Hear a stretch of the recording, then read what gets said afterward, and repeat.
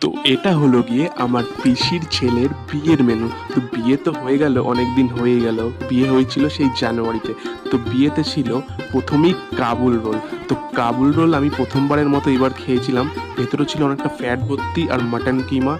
তো খেতে খুবই ভালো ছিল, তবে এটা খেলে অনেকের গা গুলিয়ে যেতে পারে, যেমন আমি একটা খেয়ে আমার গাটা গুলিয়ে গুলিয়ে যাচ্ছিল। তারপরেই চলে আসলো কড়াইশুঁটির কচুরি আর চানা মশলা। কড়াইশুঁটির কচুরির সাথে চানা মশলার কম্বিনেশন উফ, জাস্ট ফাটাফাটি।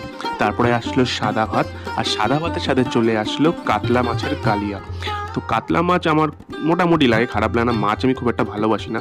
তারপরেই চলে আসলো মেন আকর্ষণ, যেটা কিনা হলো মাটন কষা।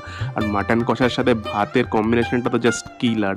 আর মাটনটাও ছিল একদম সফট আর তুলতুলে, একদম রেয়াজি। আমার দারুণ লাগে। সাথে চলে আসলো চাটনি আর পাঁপড়। তারপরে চলে আসলো রসগোল্লা, সাথে সন্দেশও ছিল, বাট সন্দেশটা আমি নিইনি, তাই দেখাতে